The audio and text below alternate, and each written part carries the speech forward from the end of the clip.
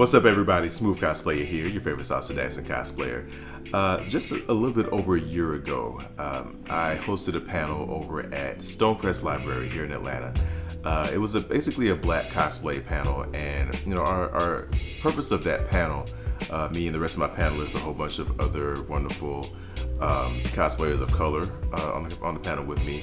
We were basically encouraging other geeks, young and old, to express themselves through geekiness, express themselves through cosplay, because there's a lot of naysayers, a lot of people who will either outright tell them that they can't cosplay or tell them that they can't participate in these things, or in a more covert manner, just discourage them from participating in geekiness, cosplaying, things like that. And as I reminisced on this event, I started thinking about my black nerd experience, my black geek experience, and I started to realize how fortunate I am in my experience. Let me explain. So, coming up, I lived with my grandmother for until I was 5. My parents were still in college, so I stayed with my grandmother. My mom and my aunt, her oldest sister, were in college. Now, their younger sister and brother, my youngest aunt and uncle, they were still at home. So during the time that I was at my grandmother's place, they were in middle school and high school. So I spent a lot of time with them. My uncle, big shout out to Aunt, love you. He exposed me to a lot of geekiness. Like, he always had a crap ton of comic books, Marvel, DC. I very distinctly remember reading one of his Robotech comic books. More on that later. So reading that, I also distinctly remember there was a particular issue of X Factor that I remember seeing. I don't remember what issue number. I'll put that in the description because I can find it really quickly. But it was the issue that had Apocalypse on the front and 3 of the four horsemen. This was prior to him revealing that, spoiler alert, that Angel had become Archangel and was the head of the 4 horsemen. So I very distinctly remember that cover. So yeah, I didn't really get into reading his comics then, but I was exposed to them. So that later on, when I did get into comics, I remembered seeing that. I knew what I was looking at. So exposed to a lot of comics through my uncle. My aunt was exposed to a lot of movies through her. Like, we'd end up watching the Alien series, Alien and Aliens, Predator.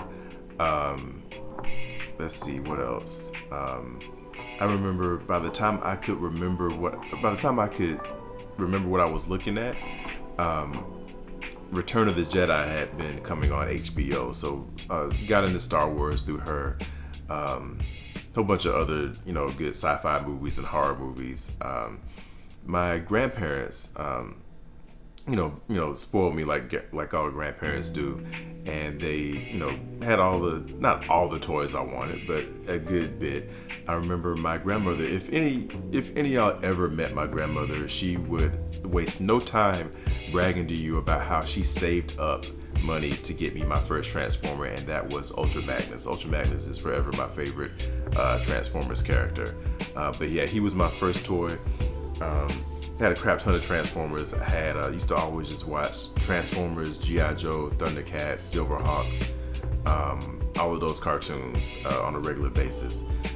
So big geeky upbringing. Moved in with my parents once I got out of college. So I'm about 5 years old at this point. And my parents were never really like full on geeks, but they always allowed me to be my geeky self. With as long as I had good grades, I was a nerd back then. I'm gonna take a second to explain. A lot of us use nerd and geek interchangeably, but I actually found out there's a difference. I'm more of a geek, but back then I was a geek and a nerd. A nerd is more studious. Your kids who got 5.0 grade averages, they were always in the library. They probably cried if they got an A- on a test. That kind of person. So those were your nerds. They were the more studious, obsessed with academia. So I would say my wife is the nerd of the two of us, and I'm the geek. Geeks, we're more obsessed with any one particular subject, often cool but not necessarily useful information. So like, your average comic book nerd, your sci-fi nerd. Technically, based on the definition, I'm a salsa nerd, I'm a football nerd, and really a football nerd because like I love, football, basketball, any kind of sports. I love what goes on in the off season. I'm always checking to see who my team is drafting, who they're trying to get in free agency, this offensive and defensive schemes, all that kind of stuff. So I am a geek in all of those areas. But yeah, so back then in school, I was a nerd. I was got good grades all the time, and my parents were the kind of parents who believed, if you get good grades, then we'll get you within reason. We'll get you what you want. So I never got any of like the big holy grail type toys from G.I. Joe and Transformers. Like I never had a full set of combiners. Like I never had all of Devastator or all of Superion. Never had Omega Supreme. For G.I. Joe, I never had the SS Flag. I never had the Mobile Command Center or the Defiant, but I did get the one of my favorites was the Rolling Thunder. The thing was like 3 feet long, these big, huge, squeaky wheels. I did get the X-19 Phantom. I did get when Sky Patrol came out in the late 80s, early 90s, I think. I had the Sky Raven. So yeah, I had a decent G.I. Joe and Transformers collection, and it wasn't nothing to sneeze at. It wasn't the hugest collection in the world, but it was pretty decent. I was proud of it. But yeah, my parents, like I said, they never discouraged my geekiness, even though they weren't really geeks themselves. We moved from Hinesville, Georgia to New York, 89 or 90, one of the two. And my mom was a teacher, so I went to school at the same school that she taught at. So after school, I'm not going home. I'm stuck there with her. And then, sometimes I would hang out with her kids who might have stayed late or were waiting for the parents to come get them. So a lot of her students put me on to comics as well. That's how I, one of her students, he loved Wolverine and he was a Michigan Wolverines fan. I don't know which one came first, but he put me on to Wolverine, and through Wolverine, I became an X-Men fan. So from there, I was just all X-Men everything. Like I knew about the Avengers, I knew about Fantastic Four, I knew about, Batman and Superman and everybody from DC, but X-Men was pretty much where I lived. So that's where my love for X-Men started, really. There's another friend of mine I used to hang out with because his mom used to babysit me, so me and him would hang out together. He exposed me to more comics, but also had a lot more X-Men there. So indulged in that. Of course, was a big video game fan too. So parents got me the NES when it first came out, got me Sega Genesis. Was always a big video game geek rather. Moved back home to Georgia 2 years later. And I always found geeky friends. I never really got made fun of for being a geek. I got made fun of for being a nerd. I got made fun of for being the smart kid in the gifted classes. I got made fun of for being Miss Abernathy's son. But never got made fun of for being a geek. And that carried over into high school to, my friends then, that's when I kind of got into anime. That's when I realized that Robotech was actually a anime TV show. I didn't know it was anime back then, but it was a TV show. And I'm looking at it, I'm like, wait, this is the same thing that was in Unk's comic book back in the day. So Robotech was my first anime, followed by Ronin Warriors. Then my friends in high school put me on to Dragon Ball Z. That became my favorite. Toonami picked up at that point on Cartoon Network. So I got into Gundam Wing from there. So I could keep going, but suffice it to say, I went the majority of my my life not ever getting made fun of for being a geek. Like I said, I got made fun of for being a nerd, for being a smart kid, but never for my geekiness.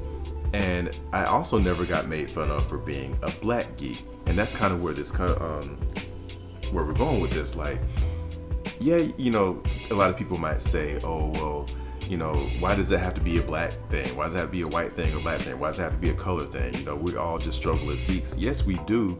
We all share a struggle being geeks because it wasn't always cool. We used to get, thrown in lockers and, well, okay, it didn't happen to me. but thrown in lockers, thrown in trash cans, getting wedgies, all that kind of stuff. But yes, that's universal. But then when you're a black nerd, a black geek, there's some extra on top of that. For some weird reason, now those of us who are geeks, black geeks, we don't believe in what I'm about to say. I'm just saying that this is a thing. There are people out there of all backgrounds who believe that geekery isn't a black thing. There's a lot of my fellow black people who think that geekiness is a white thing. Like I said, I don't believe that. No black nerd out there believes that it's a white thing, but there are people who think that's a white thing. So you get made fun of for liking things that aren't stereotypically black. Oh, you like Star Wars, why you trying to be like them white boys? Or you like anime, why you think you Japanese or something? That's, a lot of my fellow geeks get that. I didn't get that, and that's why I say I'm very fortunate in that. But yeah, a lot of my fellow black geeks and nerds had that experience. And one of the questions that I asked in that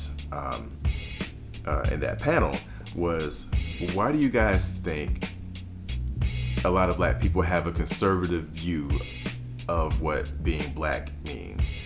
Because like I said, you get made fun of, you get ridiculed, or you get side-eyed, or you get shunned in the black community for liking things that aren't stereotypically black. Like if you like country music, if you like rock music, if you like sci-fi, if you like tennis or golf as opposed to basketball and football, so many different things, so many things that aren't stereotypically black, stereotypically belonging to another culture. And for the record, like I said, in case you didn't hear me before, I don't believe that anything belongs to that culture. It's not black or white, but like I said, there are people who think that. And one of someone in the crowd, big shout out to Dana.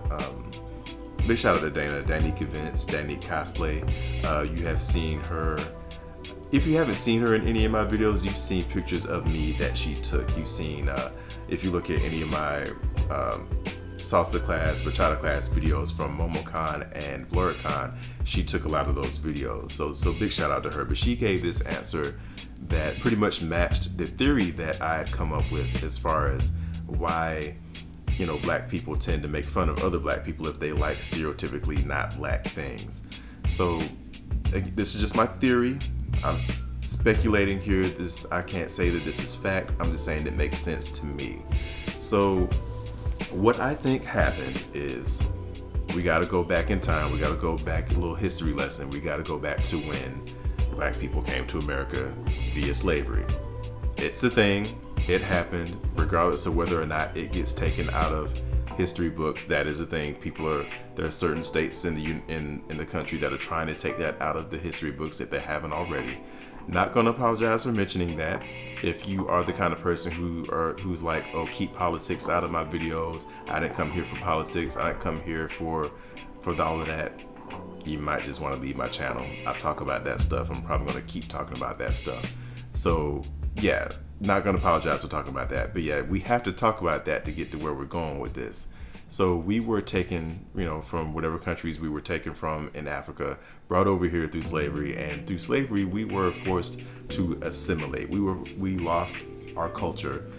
None of us who came over like that, none of us know what country we came from. None of us know what tribe we came from. None of us know what our culture was. None of us know what language we spoke.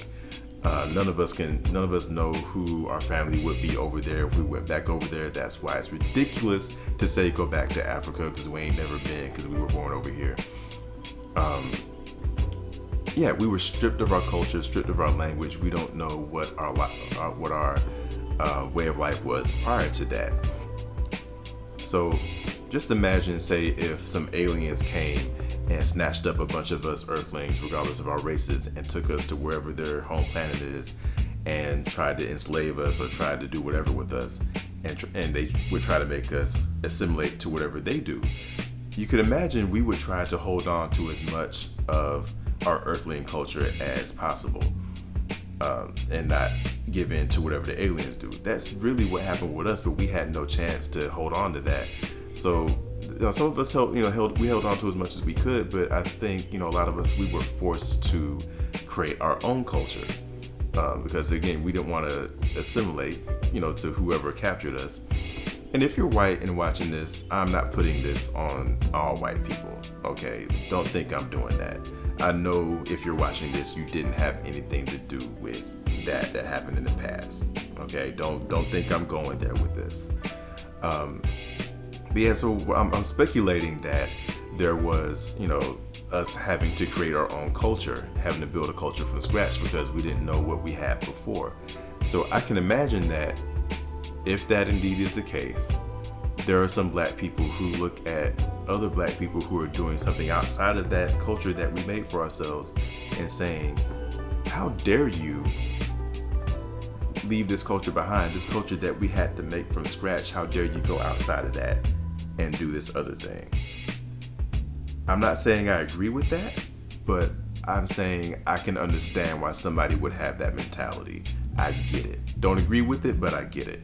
So that's my theory on why it's hard for black nerds in our own black community, because we get made fun of, we get shunned, we get marginalized, we get alienated because we don't like stereotypically black things. So yeah, that's really what I just wanted to share with you guys today. How I came up and why I feel like I'm fortunate as a black geek, because a lot of that stuff didn't happen to me. My heart goes out to all of my black nerds, black geeks who have gone through that experience, because I know I'm an anomaly. I know I'm an exception.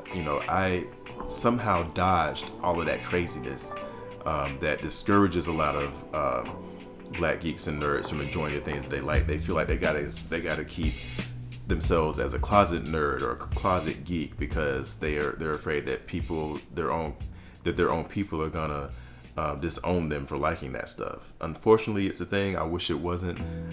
I'm making videos like this to help get rid of that mentality. So until that mentality is gone, people like me will make these videos and help and share that with y'all. And if you're not black, I hope that you listen to this and that you learn something, and that you take this and let that build some compassion or some understanding for your fellow nerd who may not, be the same background as you.